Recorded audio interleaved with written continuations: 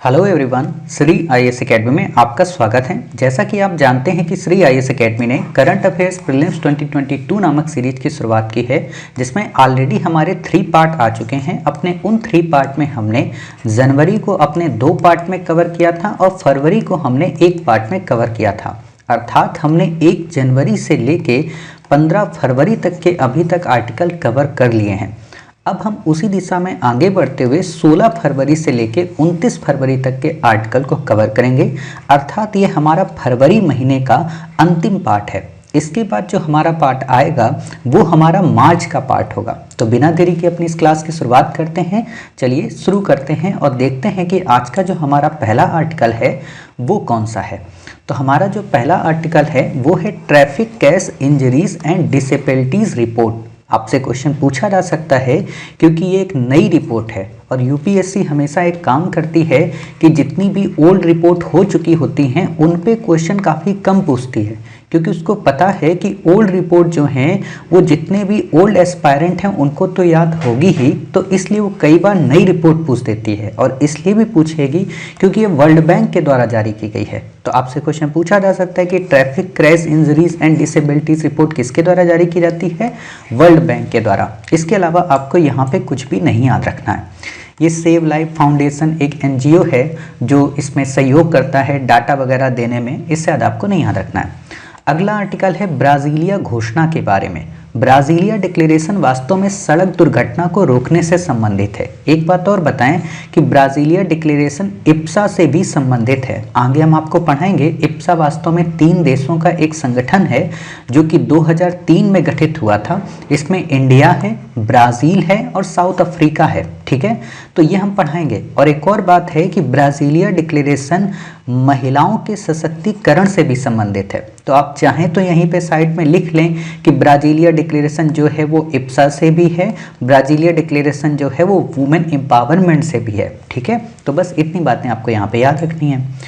अगला आर्टिकल है भ्रष्टाचार बोध सूचकांक के बारे में, अर्थात करप्शन परसेप्शन इंडेक्स के बारे में। काफ़ी इंपॉर्टेंट क्वेश्चन है, आपसे पूछा भी जा सकता है। और सबसे बड़ी बात है कि इस सूचकांक को आप मेंस की आंसर राइटिंग में भी एज अ फैक्ट के रूप में इस्तेमाल कर सकते हैं। तो इसे कौन जारी करता है? इसे ट्रांसपेरेंसी इंटरनेशनल के द्वारा जारी किया जाता है, जो कि एक तरीके का एनजीओ है। एनजीओ का मतलब होता है जिसका गवर्नमेंट से कोई संबंध नहीं होता है। ठीक है, बस इतनी बातें याद रखनी है।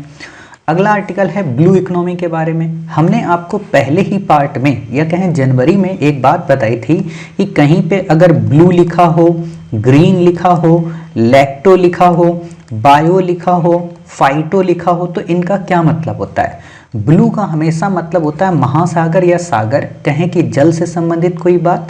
ग्रीन अगर लिखा है तो उसका मतलब होता है एनवायरनमेंट से संबंधित। लैक्टो कहीं पे आगे लिखा हो तो इसका मतलब है मिल्क से संबंधित। बायो कहीं पे लिखा हो उसका मतलब होता है जीवों से संबंधित। और फाइटो कहीं पे लिखा हो तो उसका मतलब होता है पादपों यानी कि पेड़ पौधों से संबंधित। अगर इतने संक्षिप्त वर्ड आपको पता हैं तो जाने अनजाने में ही आप अपना क्वेश्चन सही कर सकते हैं। यूपीएससी ने इस बार के 2021 के प्रीलिम में एक क्वेश्चन पूछा था जिसमें केवल अगर ब्लू का मतलब आपको पता होता तो आप आंसर अपना सही कर सकते हैं। ठीक है, ये किससे संबंधित है? समुद्री पारिस्थितिकी से संबंधित है। इसमें क्या क्या चीज़ें शामिल हैं? इसमें शामिल है अक्षय ऊर्जा। अक्षय ऊर्जा का ही मतलब होता है नवीकरणीय ऊर्जा। अक्षय का मतलब होता है जो समाप्त ना हो या कहें जो सतत रहे। ठीक है, तो सतत एनर्जी कौन सी है? जो नवीकरणीय है। नवीकरणीय का मतलब जैसे पवन कभी समाप्त नहीं होगी, जैसे सन कभी समाप्त नहीं होगा, माना ये जाता है। ठीक है, इसके अलावा आपको यहाँ पे नहीं याद रखना है। मत्स्य पालन, समुद्री परिवहन, पर्यटन, जलवायु परिवर्तन एंड अपशिष्ट प्रबंधन, इतने सारे सेक्टर्स की बात की जाती है ब्लू इकोनॉमी में। क्या परिभाषा है? ब्लू इकोनॉमी महासागरीय अर्थव्यवस्था के विकास को सामाजिक समावेश और पर्यावरणीय स्थिरता के साथ एकीकृत करने पर जोर देती है। आपसे अगर क्वेश्चन कभी पूछ ले तो आप बता देना कि ब्लू इकोनॉमी का पर्पस क्या है। ठीक है, अगला आर्टिकल है मिजोरम राज्य के बारे में। मिजोरम राज्य कहाँ पे है? म्यांमार व बांग्लादेश से सीमा बनाता है। राज्यों में त्रिपुरा, असम और मणिपुर से भी ये सीमा बनाता है। राजधानी इसकी क्या है? एजोल है। तो एक बार इसकी हम लोकेशन देख लेते हैं 3D मैपिंग के जरिए। ये है हमारा प्यारा भारत और इस प्यारे भारत में हम चले नॉर्थ ईस्ट की ओर और यहाँ पे हम देखेंगे मिजोरम के बारे में। तो आप देख सकते हो यहाँ पे मेघालय आपको मिल रहा है, ये आपको त्रिपुरा मिल रहा है, ये मणिपुर, ये नागालैंड, ये असम, ठीक। और आपको यहीं पे ये छोटा सा ये जो है ये है मिजोरम राज्य, ठीक है। अब यहाँ पे आप देख लो त्रिपुरा से सीमा लग रही, बांग्लादेश से भी लग रही, और यहाँ पे म्यांमार से भी सीमा लग रही, मणिपुर से भी लग रही, ठीक है। ऊपर यहाँ पे आपकी किससे भी लग रही बताइए, असम से, ठीक है। बाकी आपकी मेघालय से इसकी सीमा नहीं लगती, ये ध्यान देना। यहाँ पे आपको देखो दिया भी होगा, यहाँ पे मेघालय नहीं दिया है, ठीक है। त्रिपुरा, असम, मणिपुर और बाकी आपका म्यांमार और बांग्लादेश। तो कई बार ये लोकेशन पे भी क्वेश्चन आ सकते हैं, तो आपको पता हो। मिजोरम में वनावरण क्षेत्रफल 85.4% देश के अन्य राज्यों की तुलना में सबसे अधिक है, अर्थात मिजोरम का जो क्षेत्रफल है इस पूरे क्षेत्रफल में 85.4% केवल और केवल पेड़ पौधे हैं, ठीक है। कितनी इंपॉर्टेंट बात है। प्रमुख संरक्षित क्षेत्र कौन कौन से हैं? संरक्षित क्षेत्र का मतलब कोई भी नेशनल पार्क वहाँ पे कौन सा है, ठीक है। वहाँ पे कोई टाइगर रिजर्व है या नहीं है, या फिर वहाँ पे कोई बायोस्फीयर रिजर्व है कि नहीं, इसका मतलब होता है। तो डाम्फा टाइगर रिजर्व मिजोरम में है, मुरलेन है, फवंगपुई है, नेगेंगपुई है एंड तवी। आप इसमें तवी वन्यजीव अभ्यारण्य और डम्फा टाइगर रिजर्व ये दो याद रखना। इन पे आपसे क्वेश्चन कभी भी पूछा जा सकता है कि डम्फा टाइगर रिजर्व कहाँ पे है और तवी वन्यजीव अभ्यारण्य कहाँ पे, तो बता देना कि इनका दोनों का संबंध मिजोरम राज्य से है। कुछ यहाँ पे ट्राइब्स हैं, जैसे मिजो है, लुसाई है, रालते है, पाइते है, पावी है। ये कुछ ट्राइब्स कहाँ पाई जाती हैं? मिजोरम राज्य में। अवजिया जो शब्द है ये जनजातियों के ग्रुप को शो करता है। अगर आपको कई बार दे दे कि हाल ही में चर्चा में रहा शब्द अवजिया क्या है, तो आप बता देना कि ये ट्राइब्स के ग्रुप को शो करता है, ठीक है। कुछ फेस्टिवल्स कौन से हैं? चपचारकुट और मिमकुट, ठीक है। मिमकुट और चपचारकुट, यूपीएससी ने आपसे चपचारकुट फेस्टिवल पे 2 बार क्वेश्चन पूछा है। एक तो 2019 के प्रीलिम में पूछा है और एक आपके 1998 के क्वेश्चन में पूछा है, ठीक है। तो इंपॉर्टेंट हो जाता है। अब बात आती है प्रमुख नृत्य कौन से हैं? चेराव नृत्य और बांस नृत्य। आपसे क्वेश्चन पूछा जा सकता है, हो सकता है कि अब की बात त्यौहार पे ना पूछ के डांस पे पूछ ले क्वेश्चन, और इसलिए भी पूछा जा सकता है क्योंकि इसमें मणिपुर में चुनाव हैं तो बगल का राज्य लगता है, क्वेश्चन पूछा जा सकता है। तो बता देना कि चेराव नृत्य जो है वो मिजोरम राज्य से है, ठीक है। अगला आर्टिकल है हमारा अरुणाचल प्रदेश का। अरुणाचल प्रदेश वास्तव में भूटान, चीन और म्यांमार से सीमा बनाता है, अर्थात ये 3 देशों से सीमा बनाता है, ठीक है। इसकी राजधानी ईटानगर है। मिजोरम की क्या थी? एजोल थी, ठीक है। दिबांग बायोस्फीयर रिजर्व यहीं पे है। कुछ और संरक्षित क्षेत्र जो अरुणाचल प्रदेश में है कौन से हैं? नामदफा, मोलिंग, सेसा आर्किड अभ्यारण्य, दिबांग वन्यजीव अभ्यारण्य और पक्के या पखुई वन्यजीव अभ्यारण्य। यूपीएससी ने इस पे 2018 के प्रीलिम में क्वेश्चन पूछा था कि पखुई वन्यजीव अभ्यारण्य कहाँ पे है, और इसी को ही पक्के पागा वन्यजीव अभ्यारण्य के नाम से भी जाना जाता है, ठीक है। इतनी बातें याद रखना। कुछ यहाँ की जो प्रमुख ट्राइब्स हैं कौन कौन सी? मोनपा, निसी, आपातानी, नोक्टे, शेर-डुकपेन यानी कि शेर डुक डाडलिया, ठीक है, और ये पेन शेर-डुकपेन, ठीक है। आपातानी काफ़ी इंपॉर्टेंट है, आपसे इस पे क्वेश्चन पूछा जा सकता है कि आपातानी ट्राइब कहाँ की है? अरुणाचल प्रदेश की। अब यहाँ पे भी हम आपको मैप दिखा देते हैं अरुणाचल प्रदेश का। तो ये आप देखिए अरुणाचल प्रदेश, ये भूटान से सीमा लगा रहा है, ठीक है। ये ऊपर चाइना से सीमा लग रही है और इधर ये म्यांमार से सीमा लग रही है, ठीक है। बस इतनी बातें आपको यहाँ पे याद रखनी है। चलिए अगला है नवलेखा प्रौद्योगिकी के बारे में। नवलेखा का मतलब क्या है? लिखने से संबंधित होगा, यानी कि पढ़ाई लिखाई से संबंधित कोई बात होगी। तो बिल्कुल सही बात है, ये गूगल की परियोजना है। इसका पर्पस है भारतीय स्थानीय भाषाओं में ऑनलाइन सामग्री की उपलब्धता को बढ़ावा देना। स्थानीय भाषाओं का मतलब क्या है? स्थानीय भाषाओं का मतलब होता है लोकल लैंग्वेज। जैसे मान लीजिए अगर आप एमपी के हैं, ठीक है, तो मध्य प्रदेश की जो भी लोकल लैंग्वेज होगी उस अकॉर्डिंग एजुकेशन देना। मान लीजिए आप बिहार के हैं तो बिहार की जो लोकल लैंग्वेज होगी उसमें एजुकेशन देना, या कहें कि उन एजुकेशंस की बुक को प्रोवाइड करना, ठीक है। तो इस चीज़ से संबंधित है, बाकी आपको यहाँ पे नहीं याद रखना है। वॉश क्या है? वॉश वास्तव में वाटर सैनिटेशन एंड हाइजीन का एक संक्षिप्त वर्ड है। अब आप समझ सकते हैं कि ये साफ सफाई से संबंधित होगा, बाकी आपको नहीं याद रखना है। अगला है ग्रीन हाइड्रोजन। अब हम हाइड्रोजन तो पता है, ग्रीन हाइड्रोजन लग गया तो इसका क्या मतलब होगा कि एनवायरनमेंट से संबंधित एक हाइड्रोजन बनाना, ठीक है। तो अब वही बात है, इसका उत्पादन अक्षय ऊर्जा, अक्षय ऊर्जा का मतलब नवीकरणीय ऊर्जा, एवं इलेक्ट्रोलिसिस।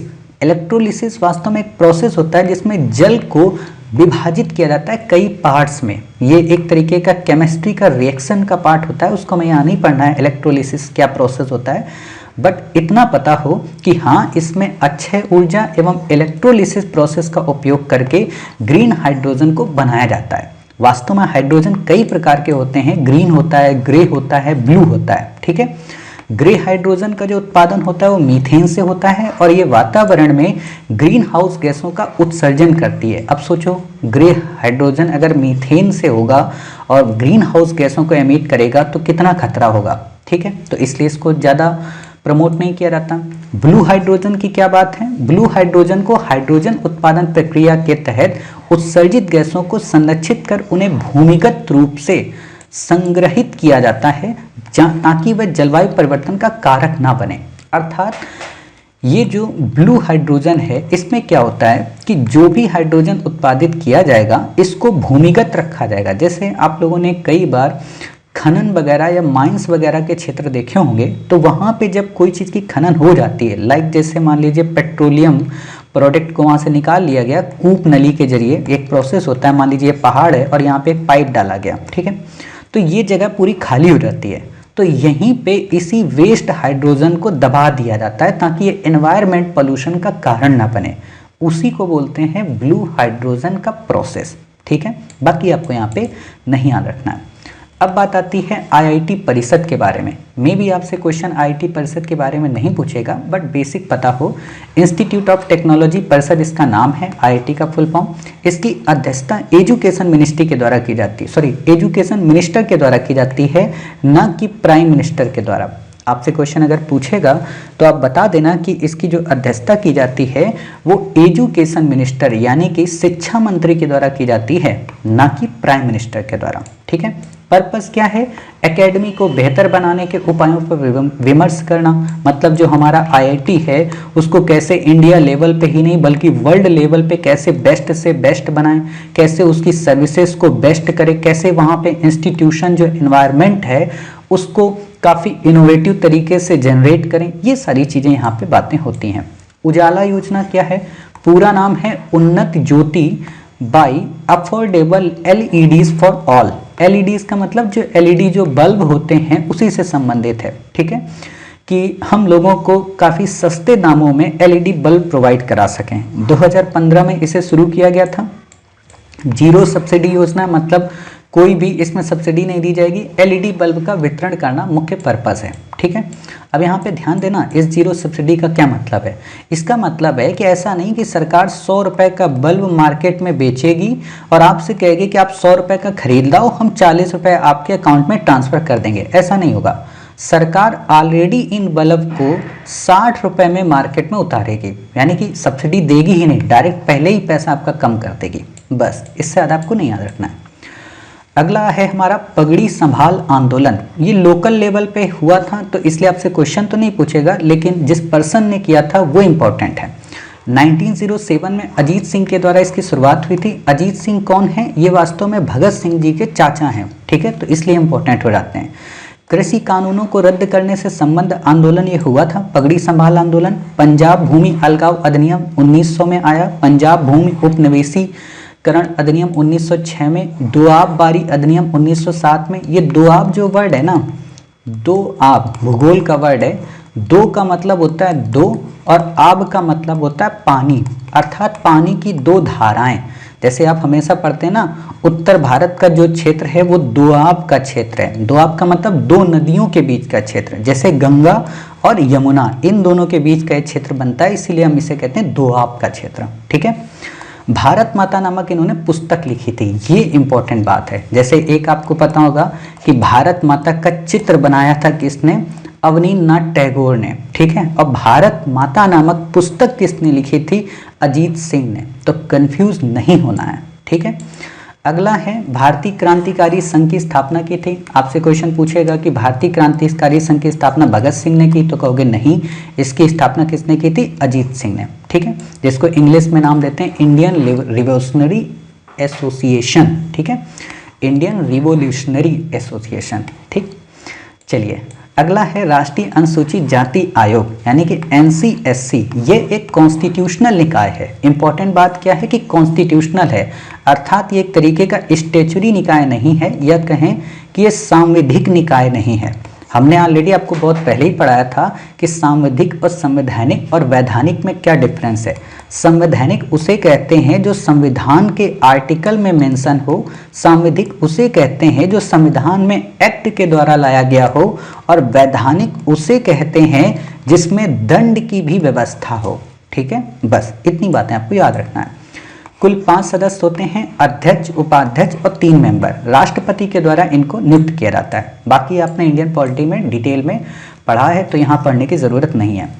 मनथु पद्मनाभन, ये क्या है? पणिक्कर ने केरल के मदन मोहन मालवीय की इनको संज्ञा दी थी। KN पणिक्कर एक राष्ट्रीय आंदोलन के प्रमुख नेता थे, तो उन्होंने इन्हें केरल का मदन मोहन मालवीय की संज्ञा दी। अब मदन मोहन मालवीय कौन थे, उनकी क्या खास बात थी?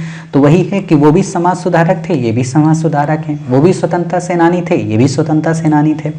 वाइकोम 1924 में जो सत्याग्रह हुआ, गुरु वारियर जो कि मंदिर प्रवेश आंदोलन थे, इन दोनों में इन्होंने पार्टिसिपेट किया था, और नायर समुदायों का इन्होंने नेतृत्व किया था। आपसे क्वेश्चन ये पूछेगा कि जो नायर कम्युनिटी है ये कहाँ की है, तो आप बता देना कि ये केरल राज्य की है। ठीक है, और इम्पोर्टेंट बात, नायर सर्विस सोसाइटी की भी स्थापना की। कई बार नए नए नाम यूपीएससी पूछ लेती है ना, तो इसलिए हम आपको इसमें मेंशन कर दिए, क्योंकि ये नॉर्मल हिस्ट्री की बुक में तो नहीं मिलते हैं। ठीक है, ये आपको पीआईबी में ही जब कभी कोई आर्टिकल आता है तो ही पूछा जाता है, और पीआईबी में तब आता है जब या तो देश का प्राइम मिनिस्टर इनको वो सेलिब्रेट करा रहे हों, ठीक है, जन्म सदी मना रहे हों या डेथ एनिवर्सरी मना रहे हों, इन चीज़ों को लेकर। ठीक है, विदेशी पोर्टफोलियो निवेश FPI, देखिए आप लोग हमेशा पढ़ते होंगे FPI और FDI। ठीक है, ये डायरेक्ट इन्वेस्टमेंट होती है और ये पोर्टफोलियो इन्वेस्टमेंट होती है।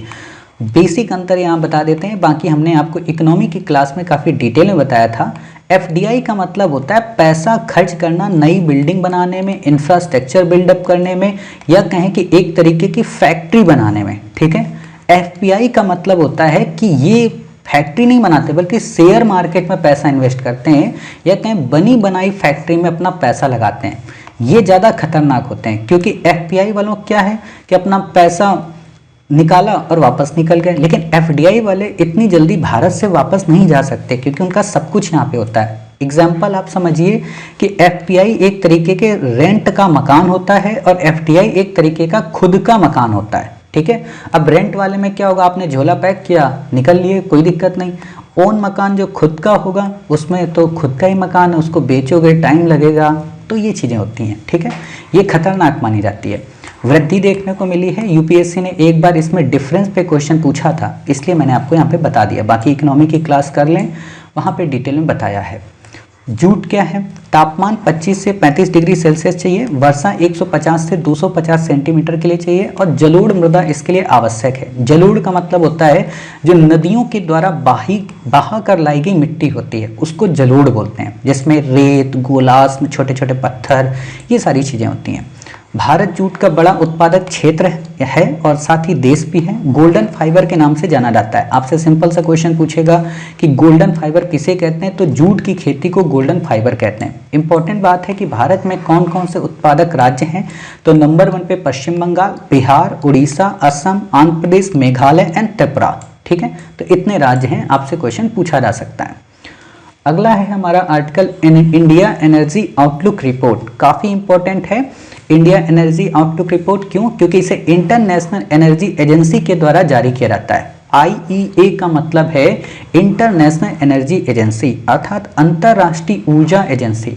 आप इसको पिन करके लिख लें कहीं पे भी अपनी मेज के सामने, या कहीं पे जहां आप पिन करते हैं सिनॉप्सिस टाइप के। काफ़ी इंपॉर्टेंट रिपोर्ट है, आपसे पूछा जा सकता है। वर्ल्ड एनर्जी आउटलुक रिपोर्ट भी इसी के द्वारा जारी की जाती है। भारत 2017 में इसका एसोसिएट सदस्य बना, अर्थात भारत इंटरनेशनल एनर्जी एजेंसी का संस्थापक सदस्य नहीं है बल्कि एसोसिएट मेंबर है। एसोसिएट का मतलब ये होता है कि ठीक है हम शामिल हो गए हैं बट हमारी इच्छा नहीं है उतनी। ठीक है, 1974 में गठन हुआ था, अंतर सरकारी संगठन है। अगला आर्टिकल है स्फूर्ति के बारे में। स्फूर्ति वास्तव में एमएसएमई सेक्टर से संबंधित है। स्फूर्ति का मतलब ये था कि हम इन लोगों को हथकरघा मतलब जो हाथ से कताई बुनाई करते थे चरखे वगैरह, उनको मशीनीकृत करेंगे, यानी कि उसमें मशीनीकरण को बढ़ावा देंगे, उसी से संबंधित है स्फूर्ति। इतना डिटेल में तो नहीं पूछेगा, बट बेसिक पता हो कि स्फूर्ति का मतलब क्या है, एमएसएमई सेक्टर से अर्थात सूक्ष्म एवं लघु उद्योग से संबंधित है। ठीक है, पूरा ही नाम समझ जाइए, scheme of fund for regeneration of traditional industries. ठीक है, बाकी नहीं पूछेगा। पशुपालन क्या है, भारत में विश्व का सबसे अधिक पशुधन है, मतलब भारत में विश्व की सबसे ज्यादा पशुधन जो भी पशुओं की संख्या है वो है। 20वीं पशुधन जनगणना में वृद्धि देखने को मिली है, आपसे नहीं पूछेगा। चीन भारत का शीर्ष व्यापारिक साझेदार है, मतलब इस समय भी जब इतनी टसल्स होती है, चाहे पैंगोंग लेकर हो, चाहे अरुणाचल प्रदेश का लेकर हो, चाहे तिब्बत को लेकर हो, या फिर भूटान को लेकर टसल हो, फिर भी हम अभी भी चाइना के साथ टॉप लेवल पे बिजनेस करते हैं। ठीक है, ब्लैक चेक कंपनियां क्या होती हैं? ब्लैक चेक कंपनियां काफ़ी इंपॉर्टेंट है। इनका अन्य नाम है special purpose acquisition company. Special purpose acquisition का मतलब ही एक तरीके से हो गया कि अधिग्रहण करना। किस चीज का अधिग्रहण करना? पैसे का अधिग्रहण करना। ठीक है, ब्लैक चेक कंपनियां उसी से संबंधित है। बेसिक देखिए, इनका पर्पस है एक इनिशियल पब्लिक ऑफरिंग के जरिए धन जुटाना, लेकिन उसके पास कोई संचालन या राजस्व नहीं होता।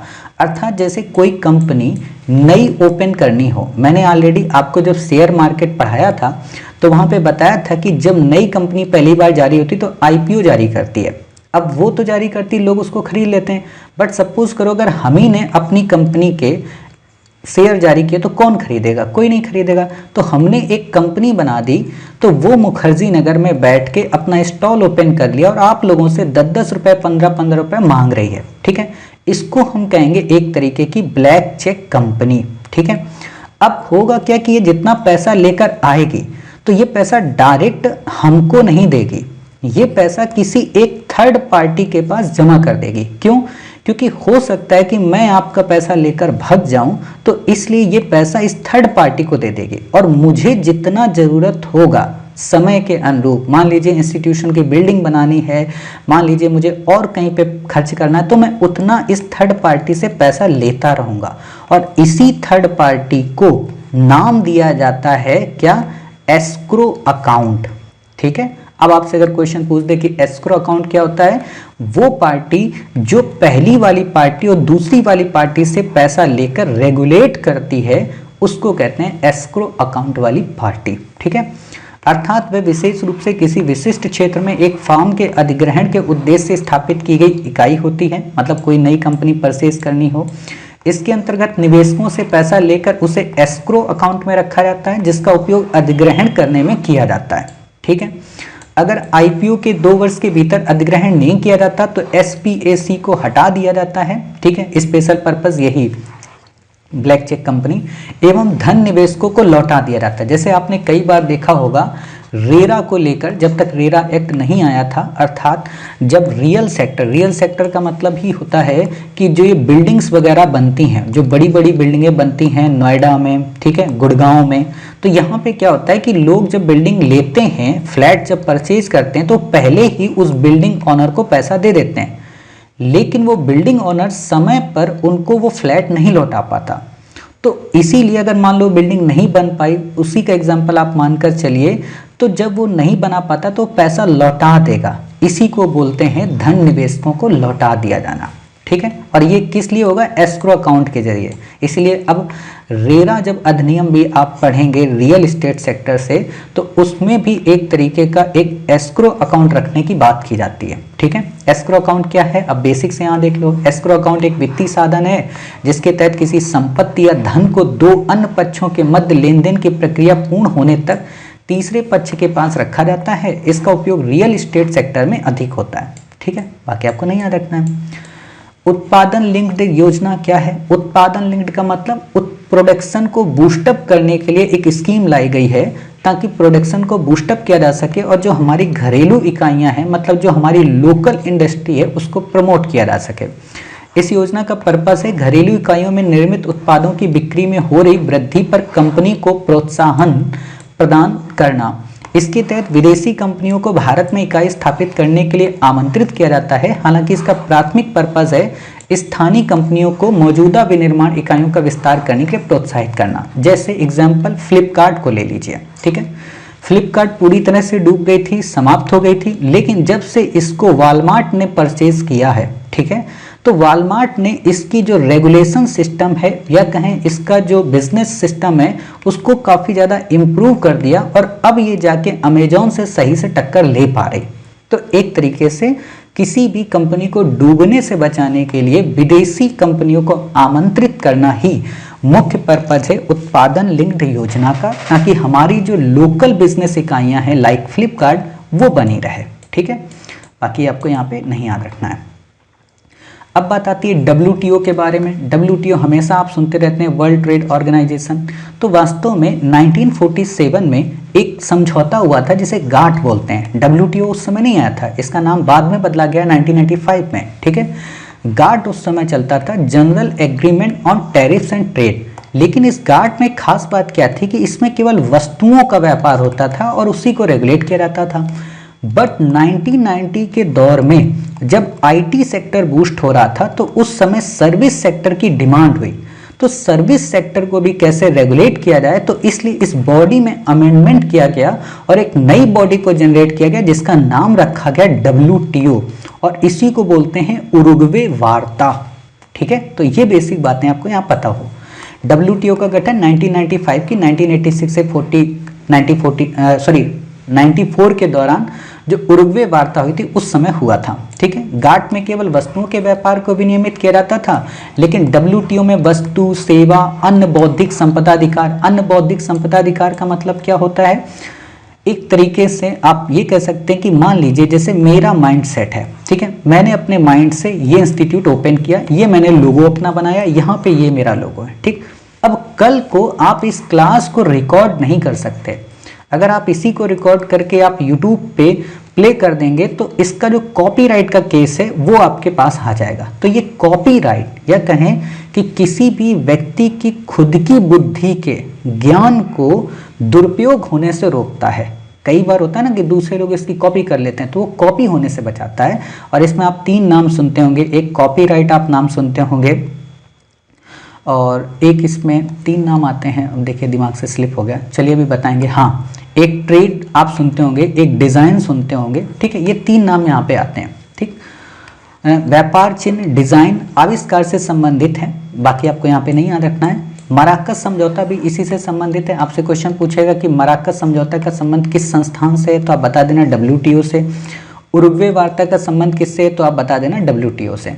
WTO में EU सहित 164 कंट्री मेंबर हैं। अब 164 तो ये हो गए, EU के 27 हो गए, तो अब आप एक तरीके से देख सकते हो 191 मेंबर हो गए। भारत गाट एवं WTO दोनों का संस्थापक सदस्य है, अर्थात इंडिया दोनों का संस्थापक रूप से सदस्य है। ईरान, इराक, भूटान, लीबिया को ऑब्जर्वर स्टेटस दिया गया, अर्थात ये इसके ना तो सदस्य हैं और ना ही संस्थापक सदस्य हैं, ठीक है। इनकी लोकेशन देख लेते हैं, ईरान, इराक, भूटान और लीबिया की, ताकि दिमाग में बना रहे। तो एक तरीके से ये हमारी प्यारी पृथ्वी, यहाँ पे हम गए, ये है एक तरीके का ईरान, ठीक है। यहीं पे हमारा चाबहार पोर्ट है, इस जगह पे साइड में यहाँ पे, ठीक है, ये ग्वादर है, यहाँ पे चाबहार पोर्ट है। यहीं पे शाहिद बेस्ती और शाहिद कालिंती नाम के 2 छोटे छोटे और पोर्ट आपको मिलेंगे। ये चाबहार पोर्ट है, ठीक है। और यहाँ पे ये जो ईरान है, ईरान के पास ये अफगानिस्तान है, यहाँ पे ये कुवैत है आपका, ये बहरीन है, ये कतर है, पर्शियन गल्फ, और यहीं पे है क्या, स्टेट ऑफ हार्मूज, ये बंदर अब्बास यहाँ पे बंदरगाह है, ठीक। अब मुझे आपको दिखाना था लीबिया के बारे में। ये आप देखिए लीबिया की लोकेशन, लीबिया भूमध्य सागर से टच करता है, ठीक है। इतनी बातें आपको याद रखनी है। चलिए, ठीक। अब देखते हैं अगला आर्टिकल क्या है। अगला है नावडेक्स 21 और आईडेक्स 21। ठीक है, डेक्स का मतलब होता है डिफेंस एक्सपोर्ट, ठीक है, यानी कि भारतीय नौसेना की एक तरीके की प्रदर्शनी है नेवी की, जो कि डिफेंस एक्सपोर्ट करती है। मतलब कोई भी हमने इक्विपमेंट बनाया तो पड़ोसी देश या कोई भी हमारा मित्र देश अगर वो कुछ परचेज करना चाहता है तो उसे हम बेचने के लिए चीज़ करते हैं। जैसे हम लोग दुनिया से खरीदते हैं, राफेल हमने खरीदा, हमने S-400 खरीदा, ठीक है, हमने अपाचे खरीदा, मिग खरीदा, तो उसी तरीके से हम लोग भी अपनी तरफ से प्रदर्शनी लगाते हैं ताकि कोई ब्रह्मोस खरीद ले, पिनाका खरीद ले, है ना, इन चीज़ों के लिए। बाकी आपको यहाँ पे नहीं याद रखना। क्वाड क्या है, पूरा नाम है क्वाड्रिलेटरल सिक्योरिटी डायलॉग, ठीक है। यहाँ पे कई सारे देश पार्टिसिपेट करते हैं, मतलब 4 लोग, इंडिया, अमेरिका, जापान और ऑस्ट्रेलिया, ये चारों मिलकर साउथ चाइना सी, अभी हम आपको दिखाते हैं, यहाँ पे है ये प्यारा भारत हमारा, इस रीजन को बोलते हैं साउथ चाइना सी, ठीक है। ये साउथ चाइना सी का रीजन है।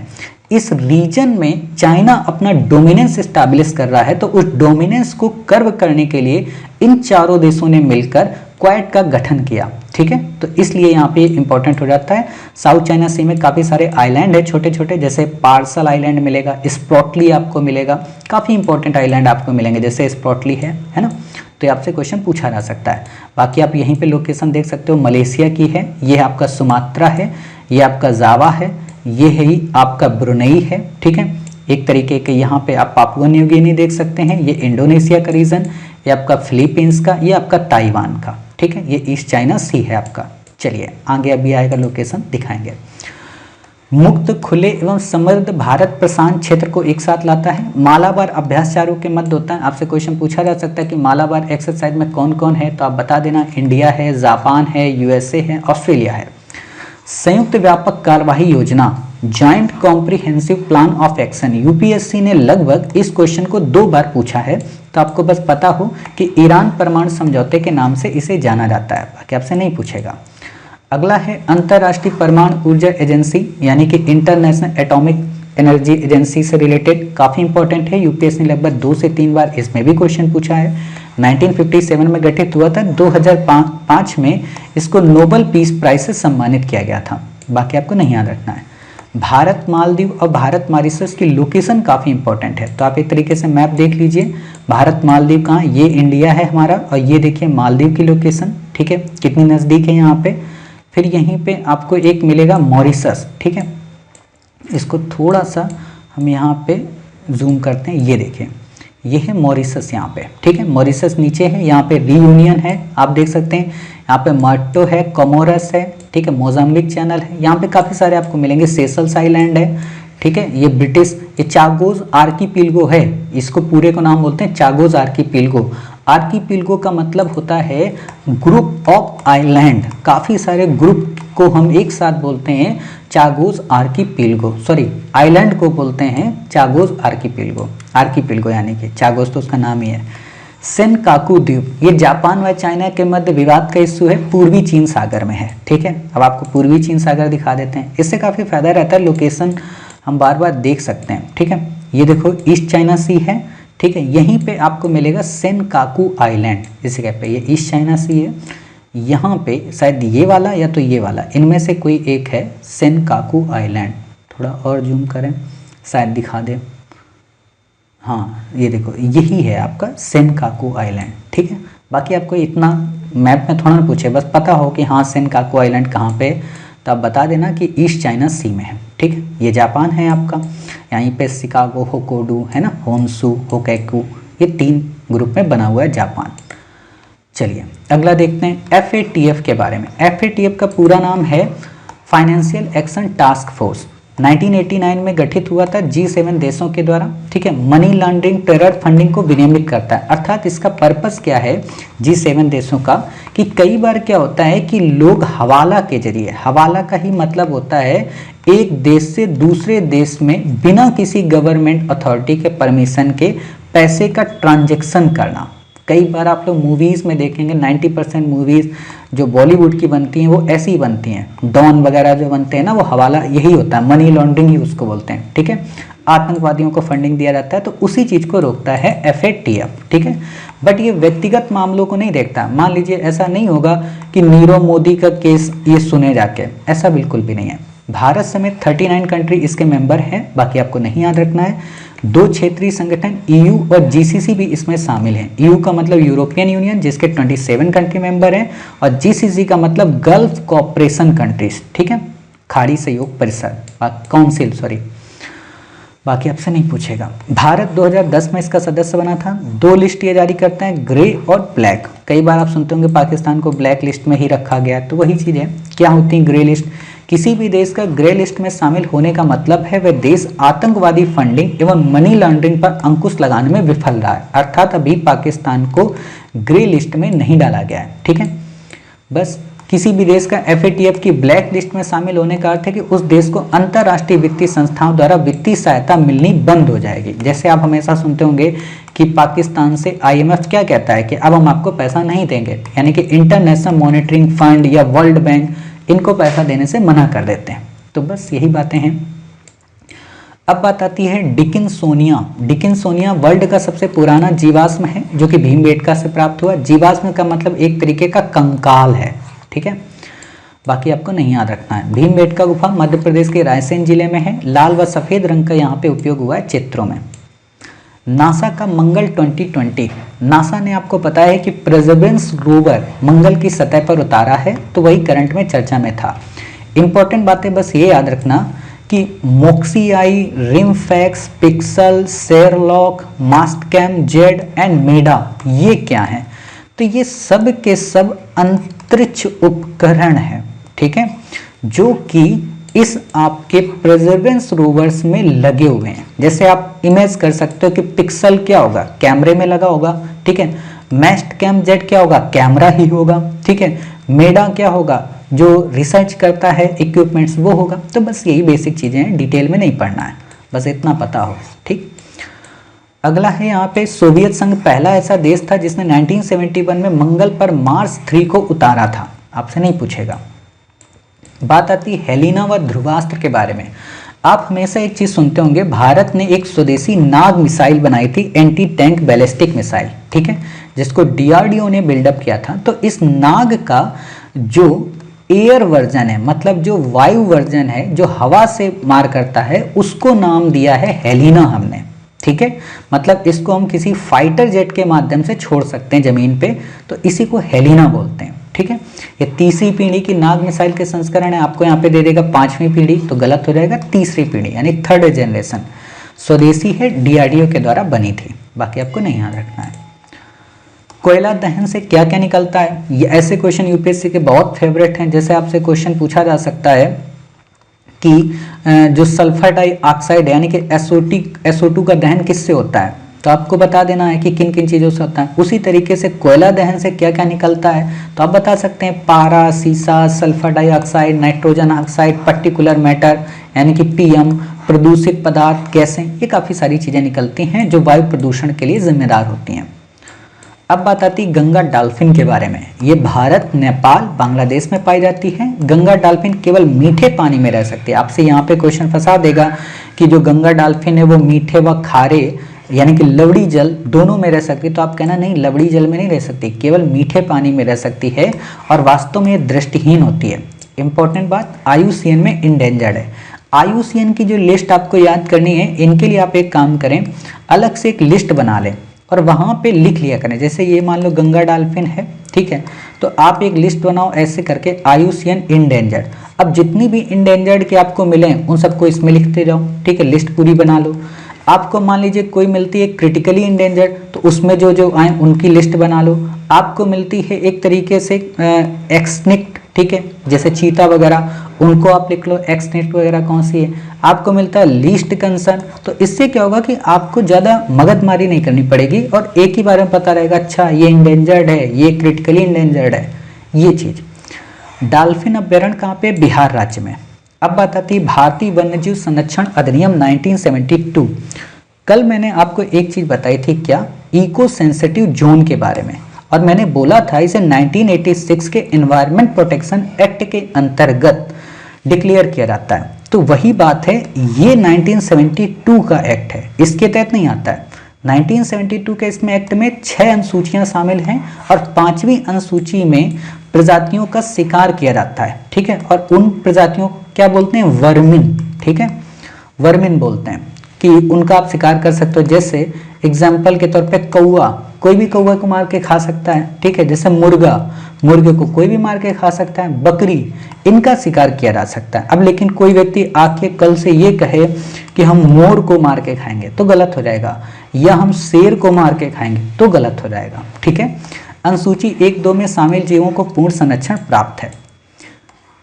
विलिंगलेस टू पे, विलिंगलेस यहाँ पे ये याद रखना, विलिंगनेस, ठीक है, टू पे, ये क्या है?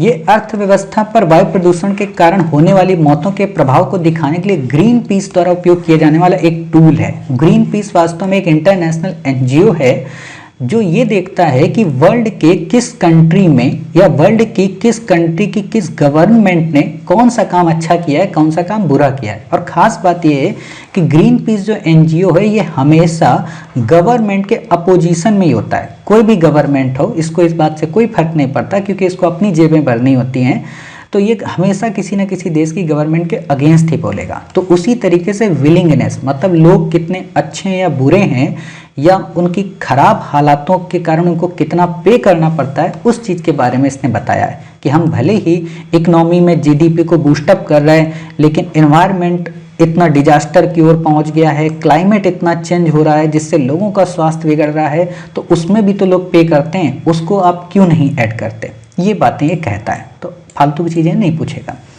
सांभर झील कहाँ पे? राजस्थान में फेवरेट है। भारत की सबसे बड़ी अंतर्देशीय नमक झील है जो अरावली रेंज के गर्त को दर्शाती है। अंतर्देशीय का मतलब उसी क्षेत्र के अंदर, अर्थात ये किसी वाटर बॉडी से टच नहीं करती है, ठीक है। रामसर साइट भी है, इंपॉर्टेंट है। मेकिंग पीस विद नेचर क्या है? इसे यूएनईपी के द्वारा जारी किया गया है। आपसे क्वेश्चन पूछा जा सकता है कि हाल ही में चर्चा में रही मेकिंग पीस विद नेचर पहल का संबंध किस ऑर्गेनाइजेशन से है? क्या ये यूएनईपी से है, क्या ये अंगटाट से है, क्या ये WWF से यानी कि world wild life fund for nature से है, या फिर इनमें से किसी से नहीं? तो आप बता देना कि यूएनईपी के द्वारा इसे जारी किया गया है। भारत में सबसे अधिक ग्रे हाइड्रोजन का उत्पादन होता है। अभी मैंने आपको पढ़ाया कि ग्रे हाइड्रोजन क्या होता है, किससे होता है? मीथेन से, ठीक है। इसीलिए हमारे यहाँ क्लाइमेट ज़्यादा चेंज हो रहा है। सीतांदी उतंदी टाइगर रिजर्व काफ़ी इंपॉर्टेंट है। यूपीएससी ने 2005 में मैचिंग करने पे क्वेश्चन पूछा था कि सीतांदी उतंदी टाइगर रिजर्व कहाँ पे है। ये छत्तीसगढ़ राज्य में है। सीता नदी का उद्गम भी यहीं से होता है और अन्य भी यहाँ पे वन्यजीव पाए जाते हैं। एक बात बताएं आपको, यूपीएससी ने अब की बार महानदी पे क्वेश्चन पूछा था, इसलिए ही पूछा था क्योंकि छत्तीसगढ़ उसका फेवरेट था, ठीक है। तो क्या है अन्य जीव? आचान कमार टाइगर रिजर्व है, इंद्रावती टाइगर रिजर्व भी है। आपको कंफ्यूज नहीं होना कि इंद्रावती आंध्र प्रदेश में तो नहीं है, नहीं, छत्तीसगढ़ में, ठीक है। अगला आर्टिकल है state of India's environment report. इसे सीएसई के द्वारा जारी किया जाता है, centre for science and environment, ठीक है, जो कि इंडिया की बॉडी है। बाकी आपको यहाँ पे नहीं याद रखना है। बात आती है सघन मिशन इंद्रधनुष 3.0 के बारे में। हो सकता है कि यूपीएससी आपसे ये क्वेश्चन पूछ दे कि सघन मिशन इंद्रधनुष 3.0 में निम्न में से कौन सी बीमारी शामिल नहीं है, क्योंकि इस समय कोविड का पेंडेमिक हो, बर्ड फ्लू हो या और भी कई सारी बीमारियां हो, काफ़ी ज़्यादा चर्चा में हैं। तो इन बीमारियों पे ना पूछ के टीकाकरण की पुरानी बीमारियों पे क्वेश्चन पूछा जा सकता है, ठीक है। तो 12 बीमारियों को शामिल किया गया है, इनको लिस्ट आपको पता हो। जैसे डिप्थीरिया क्या है? ये बैक्टीरियल फीवर होता है। काली खांसी, टेटनेस, पोलियो, क्षय रोग, हेपेटाइटिस बी, मेनिंजाइटिस और pneumonia, hemophilus influenza type B, जापानी encephalitis, rotavirus vaccine, pneumococcal conjugate vaccine और खसरा रुबेला। यूपीएससी ने नीमोकोकल कंजुगेट वैक्सीन और खसरा रुबेला पे क्वेश्चन ऑलरेडी पूछ लिया है, ठीक है। तो आपको इतनी बातें यहाँ पे पता हो। मे भी इस बार आपसे क्वेश्चन टीबी पे पूछा जा सकता है, यानी कि तपेदिक पे, ठीक। पोलियो पे पूछा जा सकता है क्योंकि भारत पोलियो मुक्त हो ही चुका है। डिप्थीरिया पे क्वेश्चन पूछा जा सकता है क्योंकि ये भी एक तरीके की बैक्टीरियल बीमारी है। हेपेटाइटिस बी, हेपेटाइटिस ए, सी पे क्वेश्चन ऑलरेडी यूपीएससी पूछ चुकी है, ठीक है। तो आपको इसलिए मैं कहता हूँ इंपॉर्टेंट हो जाते हैं। अगला आर्टिकल है ख्वाजा मोइनुद्दीन चिश्ती। ये तो वैसे जब हम आपको मेडिवल इंडिया पढ़ाएंगे तो वहाँ पे हम सूफी परंपरा और भक्ति आंदोलन को जब कवर कराएंगे तो वहाँ पे हम पढ़ाएंगे डिटेल में, बट बेसिक चीज़ें जान लो। 1141 में इनका बर्थ हुआ था। मोहम्मद गौरी के समकालीन थे, मतलब मोहम्मद गौरी जब 1991 में भारत आया था तो उस समय मतलब उनके समकालीन थे पृथ्वीराज चौहान के समय। ये राज्य से दूरी रखते थे, सादगीपूर्ण जीवन व्यतीत करते थे। इनके शिष्यों के अंतर्गत ख्वाजा कुतुबुद्दीन बख्तियार काकी, जिनकी याद में कुतुब मीनार है, ठीक है, फरीउद्दीन गज़े शंकर, निज़ामुद्दीन औलिया और नसीरुद्दीन चिराग। मतलब ये सबके सब लोग जो थे ये चिश्ती परंपरा से, कहें चिश्ती सिलसिले से जुड़े हुए थे और ये सब के सब सादगीपूर्ण जीवन जीते थे। ये सब के सब राजाश्रय से यानी कि राजाओं के दरबार से दूर रहते थे। ठीक है, अर्थात एक तरीके से हम कहें कि ये सिंपल लिविंग हाई थिंकिंग पे बिलीव करते थे। जबकि इन्हीं के विपरीत थे सुहरावर्दी, वो सब कुछ करते थे, राजा के संरक्षण में रहते थे और शान शौकत का जीवन जीते थे। थार मरुस्थल भारत पाक के मध्य सीमा बनाता है। बरखान एवं टिब्बा आकृति का संबंध मरुस्थल से, कई बार आपसे क्वेश्चन पूछा जा सकता है कि बरखान और टिब्बा आकृतियां किससे संबंधित हैं, तो मरुस्थल से। ठीक है, जैसे नदियों में हम पढ़ते हैं ना कि ऑक्सबो यानी कि बैल की तरह आकृति, या हम कहते हैं कि उसमें गोलास्म पत्थर की, डेल्टा की, है ना, एस्चुरी की, तो एक तरीके से वही आकृतियां यहाँ पे होती हैं। खारे पानी की झीलों को प्लाया कहा जाता है, बाकी आपको नहीं याद रखना है प्लाया किससे संबंधित है, बोल देना मरुस्थल से। करलापट वन्यजीव अभयारण्य ये उड़ीसा राज्य का है। उड़ीसा में अन्य कौन कौन से? भीतरकनिका राष्ट्रीय उद्यान, यूपीएससी ने एक बार क्वेश्चन पूछा है भीतरकनिका पे, फिर से क्वेश्चन पूछा जा सकता है ओलियोरिडे टर्टल के कारण। ठीक है, सिमलीपाल राष्ट्रीय उद्यान उड़ीसा में। बद्रमा वन्यजीव अभयारण्य, चिल्का वन्यजीव अभयारण्य, चिल्का लेक ही है वहाँ पे। बैसीपल्ली वन्यजीव अभयारण्य, कोटगढ़ वन्यजीव अभयारण्य, नंदनकानन वन्यजीव अभयारण्य, लखार घाटी वन्यजीव अभयारण्य एंड गाहिर माथा। ठीक है, आपको इनमें से जो सबसे ज़्यादा याद रखने हैं, जिससे आपसे क्वेश्चन पूछा जा सकता है, वो है गाहिर माथा पे आ सकता है, नंदनकानन पे आ सकता है, चिल्का पे आ सकता है, सिमलीपाल पे आ सकता है और फिर से भीतरकनिका पे आ सकता है। तो आपको इतने बेसिक यहाँ पे याद रखने हैं, बाकी लिखना आपको सभी है। ठीक है, संदेश क्या है? संदेश ये व्हाट्सएप की तरह भारत सरकार का एक नया मैसेज पोर्टल है। जैसे हमारे यहाँ व्हाट्सएप होता है, उसी तरह से इंडियन गवर्नमेंट ने भी अपना एक नया व्हाट्सएप लॉन्च किया है जिसका नाम है संदेश। सी उले कैंथ है ना, कैंथ क्या है? मछली का जीवाश्म है, बाकी आपसे नहीं पूछेगा। न्यूयॉर्क कन्वेंशन किससे संबंधित है? ये एक तरीके से मध्यस्थता कन्वेंशन है, मतलब जैसे किन्हीं दो पार्टी के मध्य विवाद हो गया, या कहें किन्हीं दो कंट्री के मध्य विवाद हो गया किसी भी इशू को लेके, तो उसको रिजॉल्व करने के लिए न्यूयॉर्क कन्वेंशन का उपयोग किया जाता है। भारत इसका हिस्सेदार है, लेकिन ध्यान देना कि भारत कभी भी न्यूयॉर्क कन्वेंशन का उपयोग भारत पाकिस्तान के रिलेशन में या भारत पाक चाइना के रिलेशन में नहीं करता, इन दोनों के बाहर, पड़ोसियों के अलावा। ठीक है, डिब्रू सखोया नेशनल पार्क कहाँ पे है? असम राज्य में, इससे ज़्यादा आपको नहीं याद रखना है। FAO ने हैदराबाद शहर को 200 tree city of the world का टाइटल दिया है, अर्थात भारत का एकमात्र शहर बन गया है क्या? हैदराबाद। FAO क्या है? FAO ये UN का एक ऑर्गेनाइजेशन है, UN की एक बॉडी है, यानी कि फूड एंड एग्रीकल्चर ऑर्गेनाइजेशन, कृषि खाद्य एवं कृषि संगठन, आप हमेशा नाम सुनते हैं, वही है, बाकी नहीं याद रखना है। नाथुला दर्रा कहाँ पे? सिक्किम में। अनजेलपाला दर्रा, डोकिया दर्रा, इससे भी पहले मैंने आपको कई सारे दर्रे पढ़ाए थे, बड़ा लाचा वगैरह सब कुछ पढ़ाया था। ठीक है, तो दर्रे आपको याद रखना है, लेकिन एक बार हम नाथुला आपको यहाँ पे दिखा देते हैं, सिक्किम में है। ठीक है, ताकि आपको याद रहे कि नाथुला दर्रा कहाँ पे है। ये देखिए, अभी यहाँ पे काफ़ी ज़्यादा बर्फबारी जमा हुई है। ठीक है, तो ये देख सकते हो आप नाथुला। ठीक, तो यहाँ पे ये नाथुला दर्रा। ठीक है, मतलब एक तरीके से दर्रे को आप ऐसे मानकर चला करिए जैसे ये दो पहाड़ हैं, इन दो पहाड़ के बीच का रास्ता, इसे दर्रा बोलते हैं। ठीक, एपिलेप्सी क्या है? ये सामान्यतः मिर्गी नाम से प्रचलित है, लोकल लैंग्वेज में आप हमेशा देखते होंगे उसको मिर्गी आती है, उसी चीज़ से। केंद्रीय तंत्रिका तंत्र संबंधी विकार है। इसमें क्या होता है? मस्तिष्क की गतिविधि असमान हो जाती है, जिससे दौरे, असमान व्यवहार, संवेदनाएं, कभी कभी अनभिज्ञता संबंधी हानि होती है। ठीक है, मतलब कई बार लोग गिर जाते हैं, बेहोश हो जाते हैं, हाथ पैर फूलने लगते हैं, वही चीज़ें। इसका कोई उपचार नहीं है।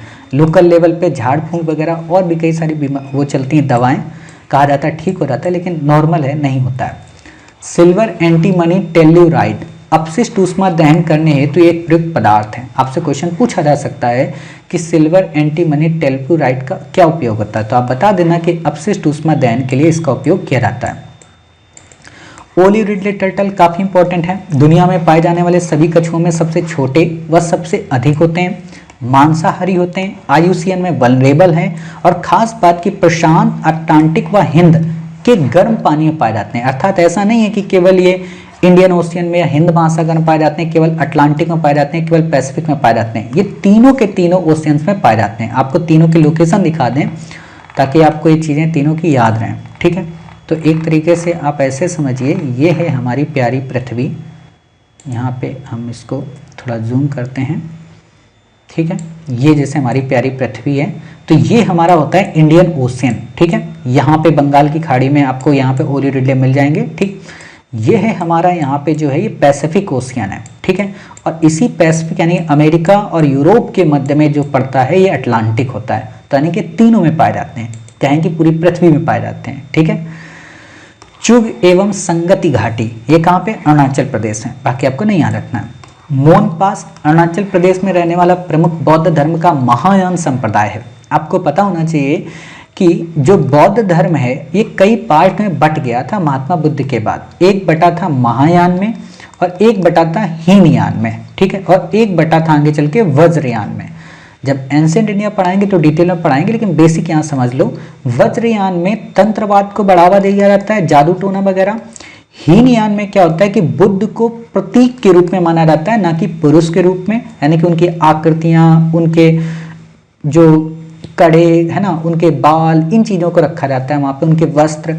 और महायान में बुद्ध को मूर्ति के रूप में पूजा की जाती है, यानी कि उनको वहां पे एक तरीके का बोधिसत्व के रूप में जाना जाता है, ठीक है। कई बार ये भी पूछा कि बोधिसत्व की संकल्पना का संबंध किससे है, तो महायान से, ठीक है। वज्रयान में तारा देवी की मूर्ति प्राप्त होती है, ठीक है। तांत्रिक स्वरूप है बौद्ध धर्म का वज्रयान, ऑलरेडी बता दिया। राजा कृष्णदेव राय, यूपीएससी ने इस पे काफी बार क्वेश्चन आपसे पूछा है। 1529 को इनकी मृत्यु हुई थी और इस पे अंतिम क्वेश्चन क्या पूछा था कि राजा कृष्णदेव राय किसके समकालीन थे, बाबर के। क्यों? क्योंकि 1526 में बाबर भारत आता है और 1529 में इनकी डेथ हुई और बाबर की 1530 में हुई थी, ठीक है।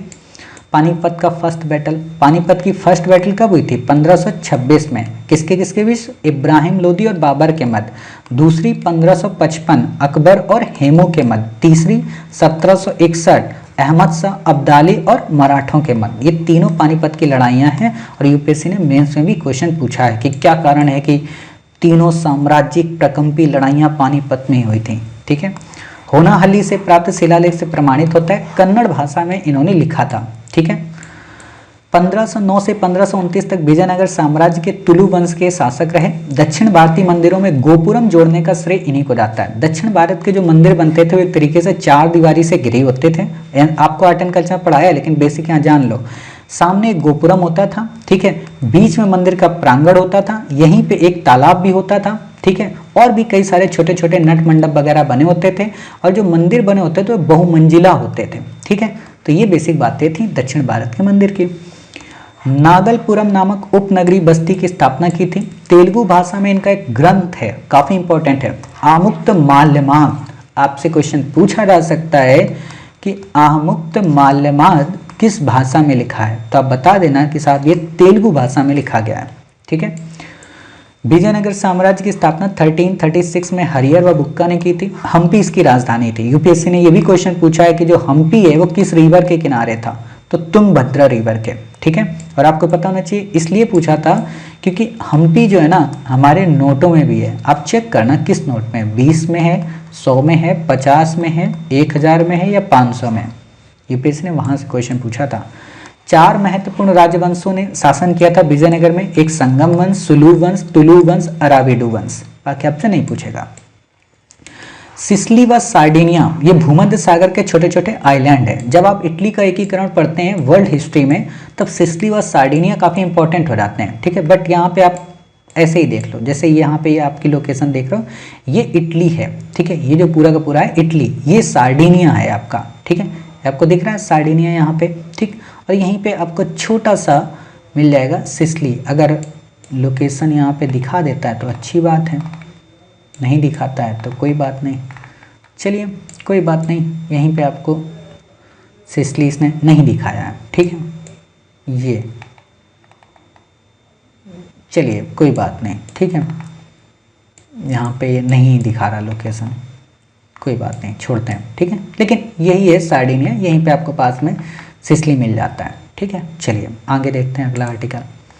खजुराहो के बारे में, कंदरिया महादेव मंदिर नागर शैली का। यहीं पे नागर शैली क्या होती है, द्रविड़ शैली क्या होती है, बेसर शैली क्या होती है, इनके द्वारा कौन कौन से निर्मित टेम्पल हैं काफ़ी इंपॉर्टेंट क्वेश्चन है, आपको ये आर्ट एंड कल्चर में हमने कवर कराया है, वहाँ से पढ़ लेना। यहाँ के मंदिर दो धर्मों जैन व हिंदू से संबंधित हैं, अर्थात खजुराहो में बौद्ध धर्म से संबंधित मंदिरों का अभाव मिलता है। अगर यही लाइन दे देगा तो आपका गलत हो जाएगा, तो आप कह देना हाँ साहब वहाँ पे बौद्ध धर्म के मंदिर नहीं देखने को मिलते। क्रेमंथोडियम इडिकम, ये क्या है? अल्पाइन पौधे की एक प्रजाति है। अल्पाइन एक तरीके का पौधा होता है, उसी की एक प्रजाति है। ग्रेटर त्रिपुरा लैंड, त्रिपुरा राज्य में मांग कर रहे हैं, जैसे आप देखते होंगे ना खालिस्तान की डिमांड की जाती है ना, और आपकी नागालैंड वाले ग्रेटर नागालैंड की डिमांड करते हैं, तो उसी तरीके से त्रिपुरा वाले भी अब मांग करने लगे। अगला आर्टिकल है वीर सावरकर के बारे में, काफी इंपॉर्टेंट है। भारतीय राष्ट्रीय कांग्रेस की नीतियों के आलोचक थे, अर्थात इन्होंने भारतीय राष्ट्रीय कांग्रेस की नीतियों का कभी समर्थन नहीं किया। देखो जब भी कोई टॉपिक पढ़ा करो ना, उसके अगेंस्ट में उसका क्वेश्चन भी सोच लिया करो। जैसे इसने बताया ना भारतीय राष्ट्रीय कांग्रेस की नीतियों के आलोचक थे, यानी कि क्वेश्चन ये पूछ सकता है कि इसके समर्थक नहीं थे, तो आप बोल देना ठीक है। महात्मा गांधी की इन्होंने निंदा की, यानी कि महात्मा गांधी का इन्होंने कभी समर्थन नहीं किया। भारत छोड़ो आंदोलन का विरोध किया, यानी कि भारत छोड़ो आंदोलन का इन्होंने समर्थन नहीं किया। भारत विभाजन को लेकर कांग्रेस की स्वीकृति पर आपत्ति जताई, भारत विभाजन को लेकर कांग्रेस की स्वीकृति पर कोई आपत्ति नहीं जाएगी। ये भी सीख लिया करो, क्योंकि आपसे जो क्वेश्चन पूछेगा यूपीएससी एक्शन पे नहीं पूछेगा, रिएक्शन पे पूछेगा। तो दोनों चीजें यहाँ पे लिख भी लिया करो। कुछ बच्चे कि जैसे निंदा की है ना, और आप यहाँ पे लिख लिया करो, क्वेश्चन बन सकता है कि समर्थन किया, विरोध किया, यहाँ पे दिख सकता है तो यहाँ पे लिख दो नहीं समर्थन किया। तो ये देख लिया करो कौन विरोध कर रहा कौन समर्थन। जैसे मैंने आपको अभी शायद नहीं पढ़ाया, राम मनोहर लोहिया को जब पढ़ाएंगे तो उन्होंने इसका समर्थन किया था भारत छोड़ो आंदोलन का, लेकिन वीर सावरकर ने इसका विरोध किया। ठीक है, अगला और लास्ट आर्टिकल है संत रविदास के बारे में, काफी इंपॉर्टेंट है। जब भी हम आपको भक्ति आंदोलन पढ़ाएंगे तो वहां पे रविदास या कहें रैदास, एक ही नाम है, इनको कवर कराएंगे। ठीक है, उत्तर भारत के भक्ति आंदोलन के प्रमुख संत थे, रैदास नाम से प्रचलित थे, मोची का ये काम करते थे। ठीक है, मोची का काम मतलब जो जूते चप्पल सीना वगैरह उससे संबंधित है। जाति व्यवस्था का इन्होंने विरोध किया। 41 कविताएं इनकी गुरु ग्रंथ साहिब में शामिल है। गुरु ग्रंथ साहिब में काफी सारे लोगों की है, कबीर की है, दादू दयाल की है, रैदास की है ना, तो इंपॉर्टेंट हो जाता है गुरु ग्रंथ साहिब। प्रमुख उपदेश कौन से थे? ईश्वर ने मनुष्य को बनाया, ना कि मनुष्य ने ईश्वर को बनाया है, मतलब ह्यूमैनिटी पे। और आप ऐसे कोड का उपयोग कर सकते हैं कहाँ पे? ऐसे राइटिंग में अपने, कई बार यूपीएससी ने पूछा है ना, तो बस वहाँ पे आप इसका इस्तेमाल कर सकते हैं। तो इस तरीके से आज ये हमारा करंट अफेयर्स कवर हुआ, अर्थात एक तरीके से अगर हम अब कहें तो हमने आपका फरवरी का करंट अफेयर्स 29 फरवरी तक कवर कर दिया।